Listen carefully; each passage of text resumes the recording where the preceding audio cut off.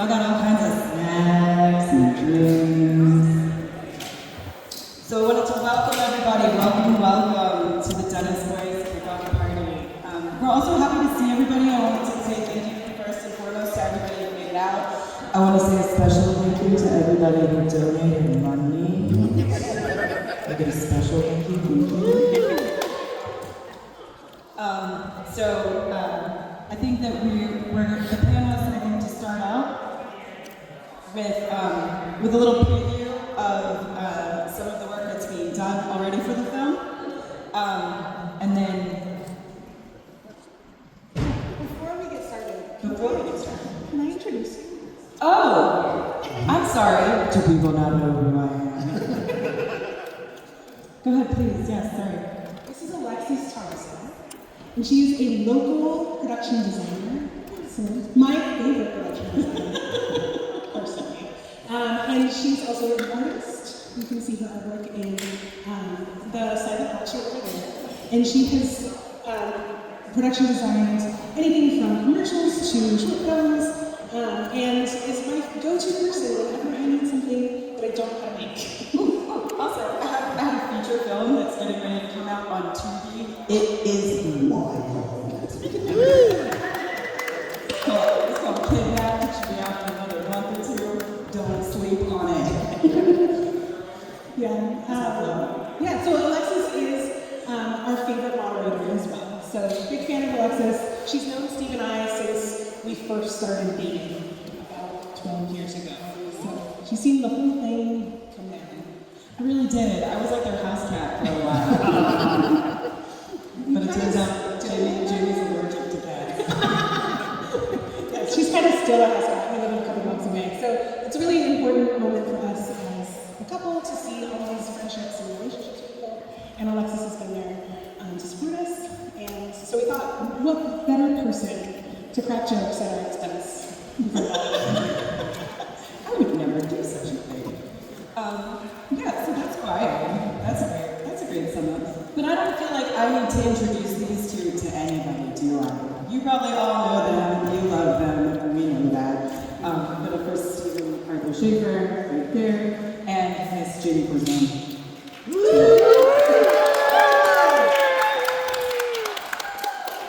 Regulars of the film scene, general darlings, everybody's favorite house cat host. Good times. Yes. Well, do you mind starting with the... We're gonna ask for healing to come and cue up the video. On the laptop, she's able to talk. Hopefully it's on. Great. So one of the major parts of the Dennis Boyd films, or the Dennis Boyd film, is that there's this sort of animated sequence that comes on, and that is the alpha and beta and super awesome man stickers that you guys were offered as you're on your way in, and displaying in that. So we raised an initial amount of money to make the animation get started. If you are fully in the film scene, you might not understand how expensive animation is, particularly stop motion animation is $10,000 per minute. And so we have a minute for you all. We can make this out. If not, we can sort of talk over it. Our animator is Max Sommer. He is an amazing animator. He's based in New York.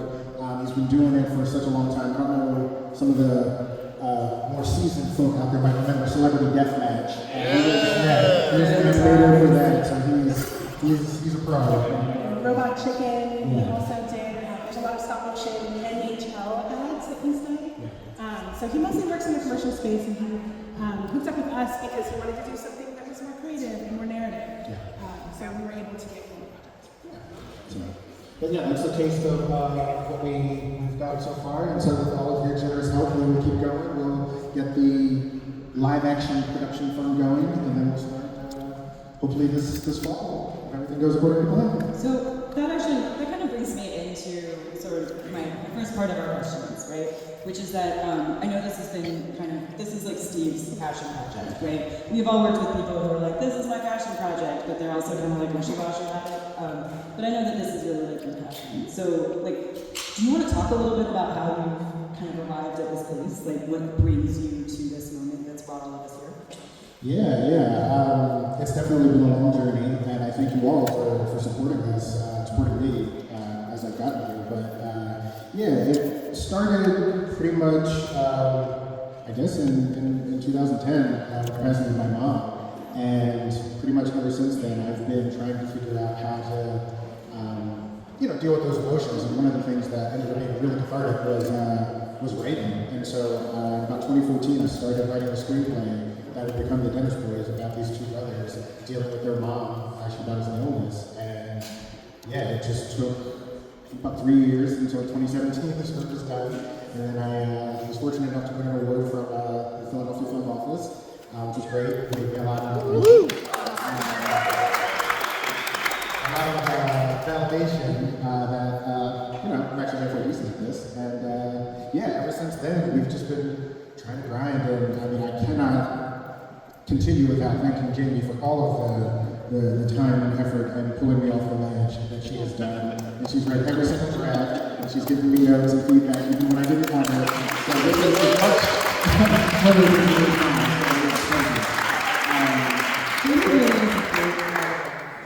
But yeah, so after obviously COVID happened, and then it threw us for a loop, but we stayed strong. My wonderful producers, Adamah, Tatiana, Bacchus, Tatiana St. Far, we all went on a little retreat, and we just figured, like, what are we going to do?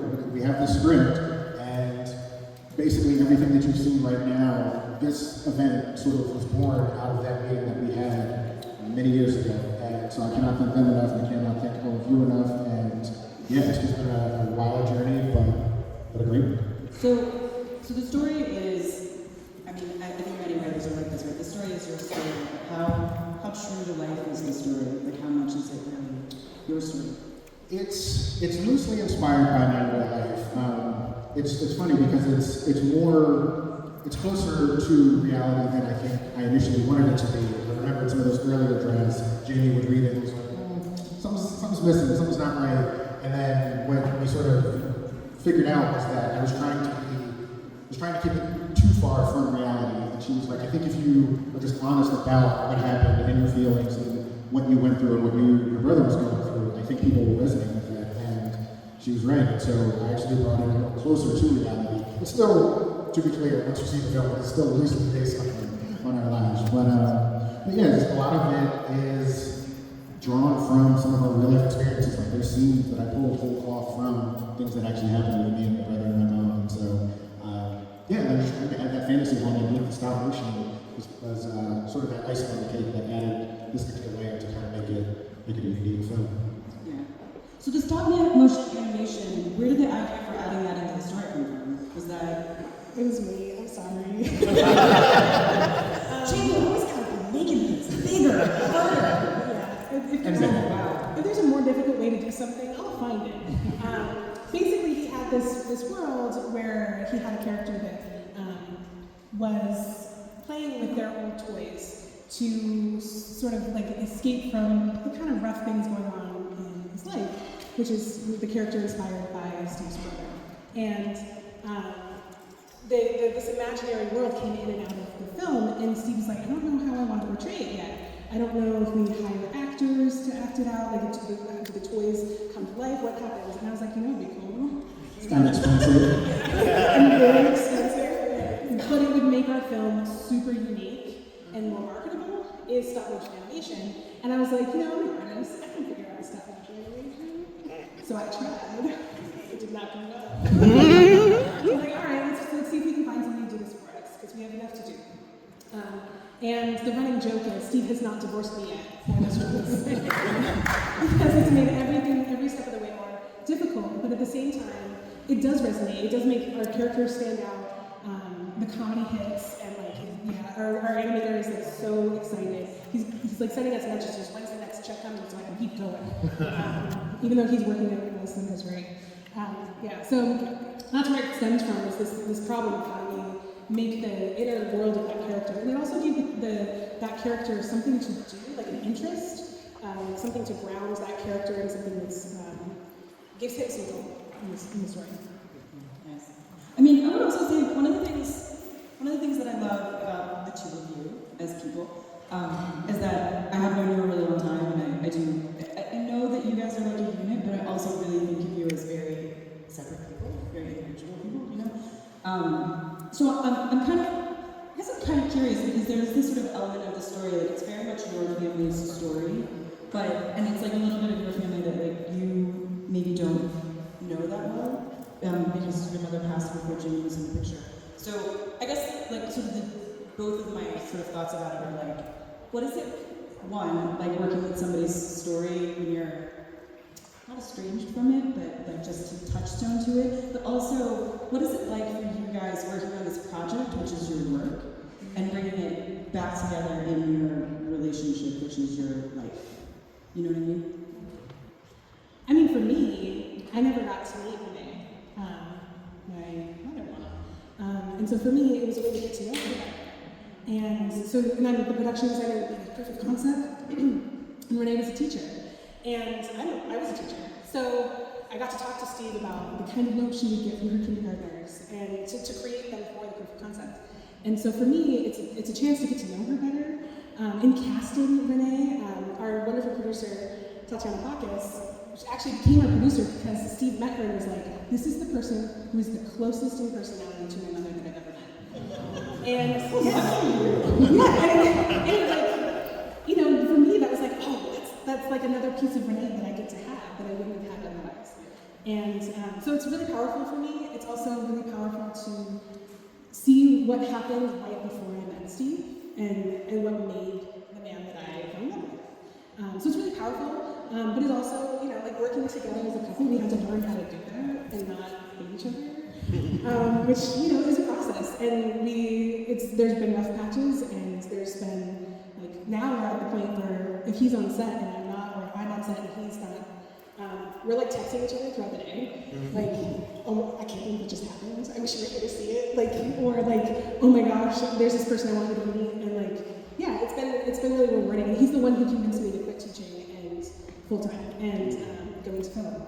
So, oh, that's funny, because you guys convinced me to quit my stupid full-time job. Why don't you quit your job? Maybe everyone here should quit their job. You should all be doing it. Well, you can't all work in film because we're not Yeah, but to echo what Jenny said, it's definitely been, like I said, a really wonderful and cathartic experience. I think writing the script has been. It's one of those things where I had this idea and I was like, not necessarily thinking of it as therapy, but it sort of became that. And even through all of the drafts and, some of the times where Jenny would like give me notes and I would be, I don't like that note, that didn't actually happen, I know all of it came from love. I know all of it was like, she wanted to make the story as good as it possibly could be. And understanding that like I said, this is just as much her story as it is my story, because right when I met Jamie, it was, a year? Just 2 years. After my mom passed, and I remember one of our earlier dates, I think I was just gushing about my mom and talking about her a lot, and I think that's when I realized that, oh, Jamie was something special, that I could be, in a long-term relationship with, because she just accepted all of that and was very gracious. And every step of the way, like I said, we've worked together, trying to get this film together, worked on other films. It's always been, she's always the one that I turn to, and she's always the one that will help me out in the jam. And sometimes put me in the jam, but also get me out of that jam. And I love her for that. Just like telling personal stories, like I feel like all of us who work in film are kind of having that moment where the question then becomes like, what's going to happen to this industry? You know what I mean? Like, I'm very hopeful for film, right? Like in the face of all this like AI, like there's only so many stories like told by robots that anybody can want to consume. But just sort of the idea of what it means to be telling like a personal story, what it means to be telling a story set in Philadelphia, like when we think about American stories and like the idea of getting into stories that aren't centered on, not, I wouldn't say the coast, because obviously like we're kind of coastal, but set in different places and telling stories from different places, and kind of, because you won a script, you won the award for the script study, Philly, so like what does it mean to be telling a story set in Philly, what does it mean to be telling a personal story? Like, how do you reflect on that? Yeah, no, I'm very fortunate to be able to tell this story, particularly in Philly, and Philly does play a role in the film itself, because one of the things is, one of the characters has I'll just say a secret family. I'll just leave it at that. But anyways,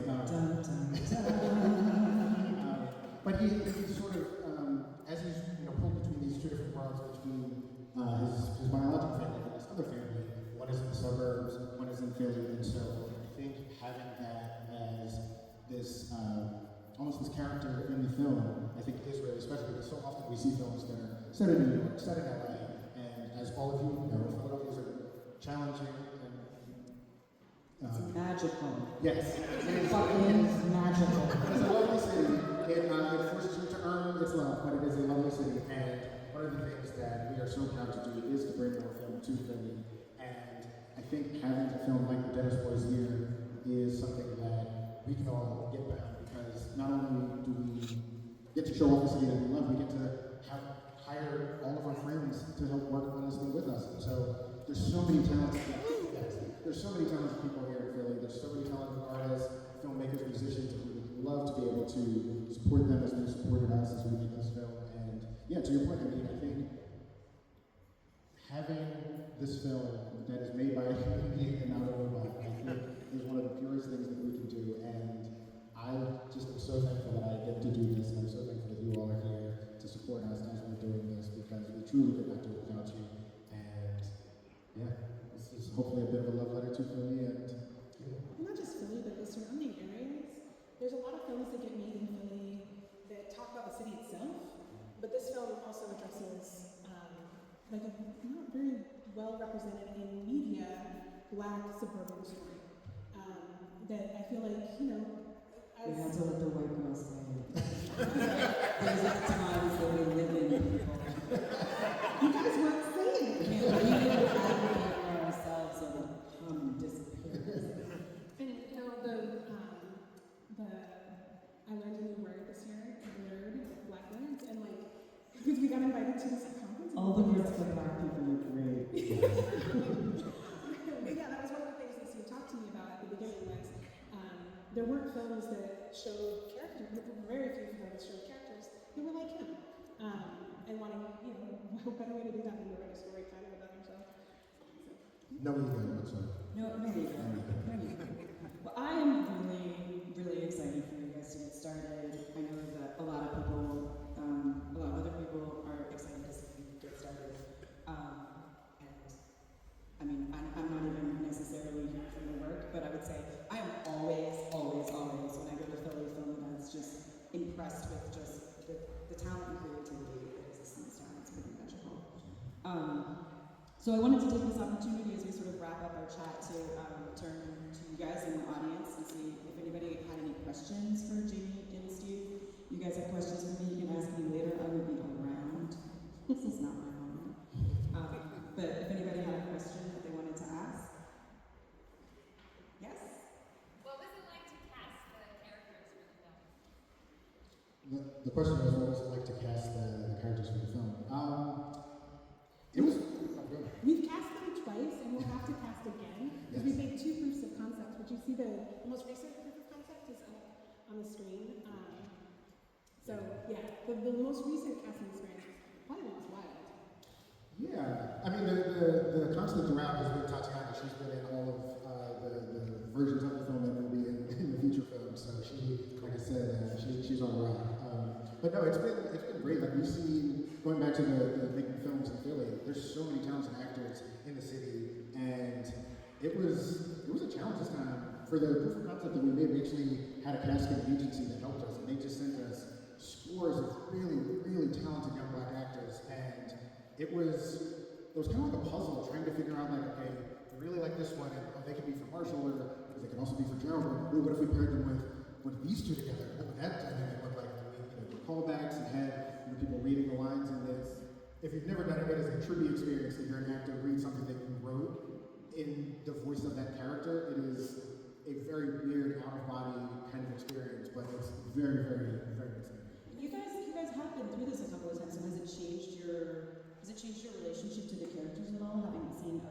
character kind of go through, like bringing them to life? Has it given you? Yeah. I think each actor brings their own sort of flavor to it. I think it has definitely impacted how I see the characters. Because with each sort of iteration, these characters sort of grow and become more and more their own. Oh yeah, I think at first Steve was like really, because the Marshall character was sort of the him, and I think you can correct me if I'm wrong, but now he sees Marshall as the character, not as himself anymore, because we've seen so many actors read those words. Yeah. It's easier to separate. And again, just want to reiterate that loosely based on reality. You know, we didn't really go over the real sort of log line. I'm assuming that some of you guys probably know it, but it's the story of two brothers, Marshall and Gerald, and another Ruth. And they're all kind of they're living together, but they are kind of living sort of separate lives. As I used to say about my family, we were like 4 people who lived in one building. And they're all kind of doing that. Yeah. And in some respects, I feel like I've always thought, like I know that you have a brother, but I've always thought of the Marshall character and the Gerald character as being sort of 2 parts of you that are sort of divided. Yeah, so in one of the earlier drafts, before this one gave me all of the good ideas in the film, it was just one brother. And that was one of the things that Jamie that Jamie picked up on, because like I said, in my effort to sort of keep that distance, she was like, no, I think you need a second brother. I think you need to bring it closer to reality. And so having implemented that note, yeah, I think you're right. There are aspects of both brothers that are also aspects of me. And like I said, I think, again, loosely based on reality, what I try to do is, take traits from myself and take traits from my brother and really just push them to the fringes, just to really make them sort of unique characters that can have an arc and have a journey throughout this film. Do we have any other questions about that? No. Well, I think that's a perfect opportunity for us to wrap it up. Wait, sorry. Before we do this, she's going to get mad at me. Someone's birthday is coming up soon. Oh, it is somebody's birthday. I would love it, and she would love it. You all very quickly. You could just sing happy birthday to Jamie.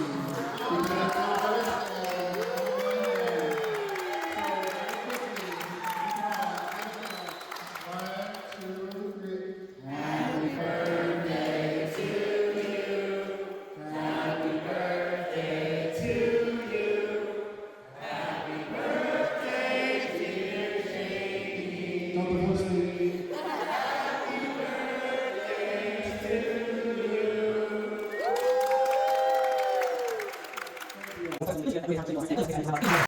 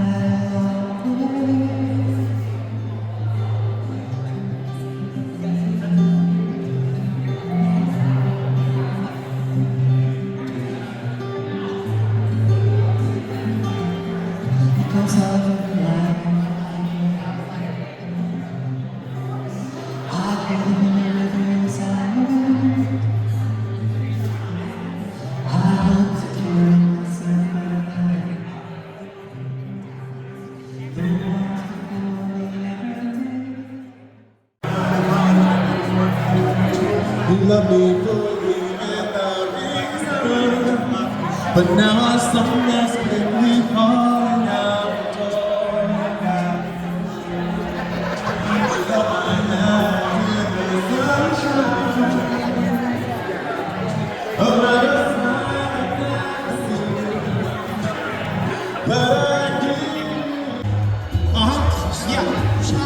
Growing up, I didn't ask for much. We didn't have it all. We just happy that we had enough. You didn't want to use the restrooms after us. School lunch, I have all of our stomachs acting up.